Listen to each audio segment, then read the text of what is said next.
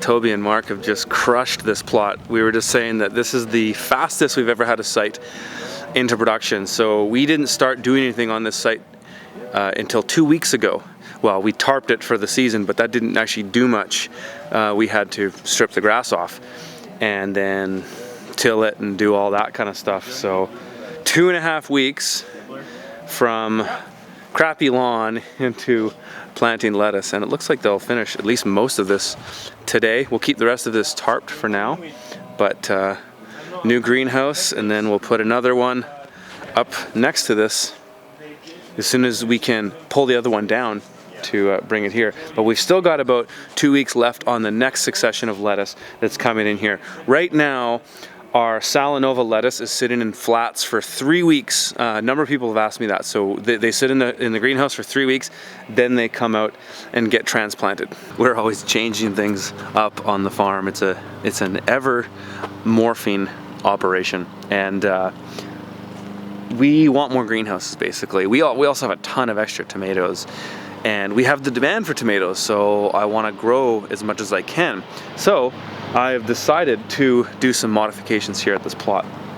First thing I'm going to do is replace this tunnel with an 18-foot tunnel that I have in my backyard. It was part of the, I used to have two 18-foot wide by 50-foot tunnels in my backyard. One of them came out when I put in my passive solar greenhouse, and then the other one came out or was modified when I built that heated tunnel last fall. So I still have 12 bows of an 18-foot wide tunnel.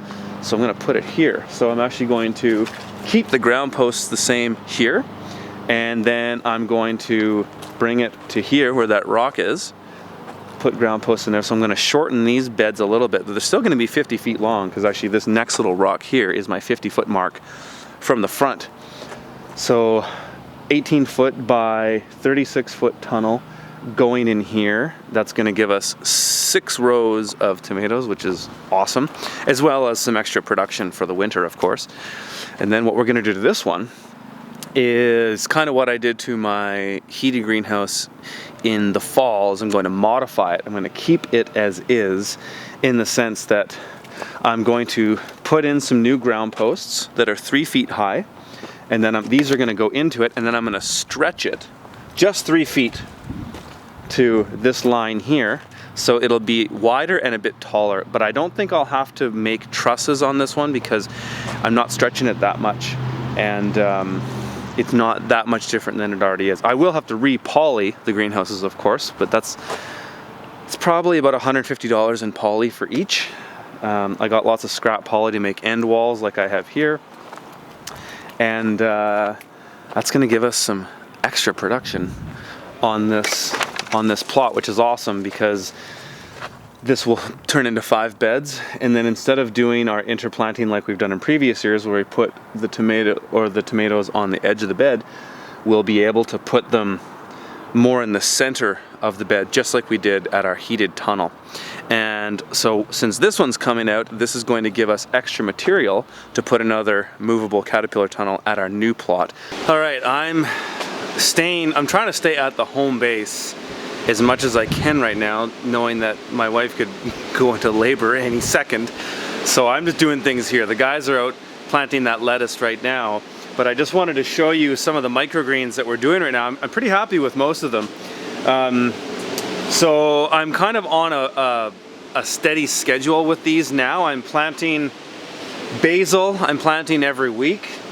That's been working out well. We've been getting around 250 grams of yield, which is a little over half a pound per flat with those, which I like. I can work with that, because we're going to sell it in a 50-gram unit, and for around $3 or $4. So that's good. These are a bunch of brassicas I've started. This is chard.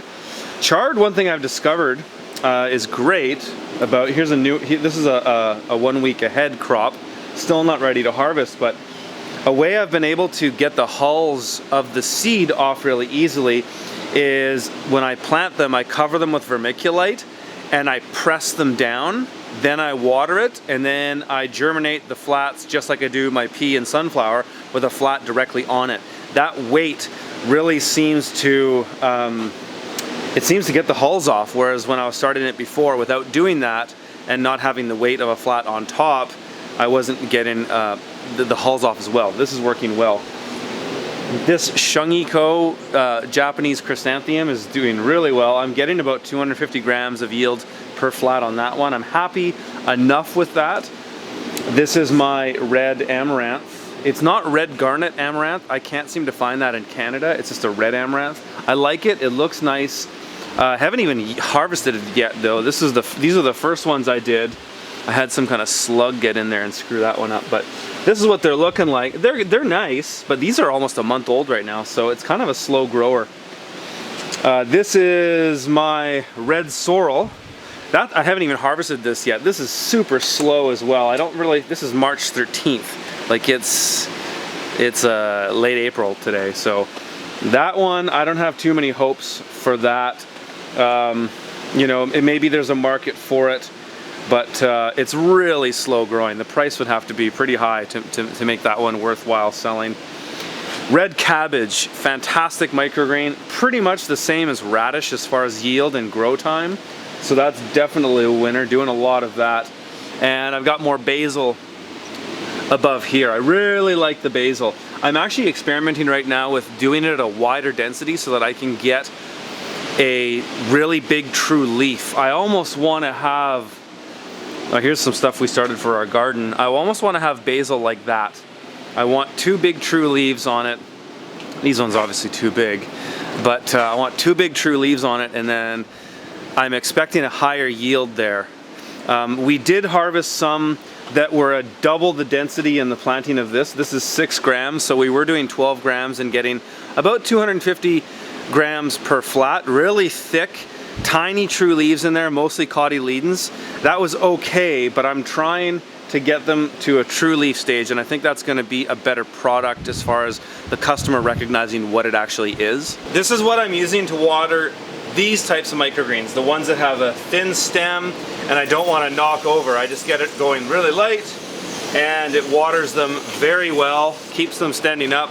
Then I don't have to worry about bottom watering, which I find a hassle. And yes, I could set up all my infrastructure to do bottom watering, but I don't have that time right now, so I'm not going to do it.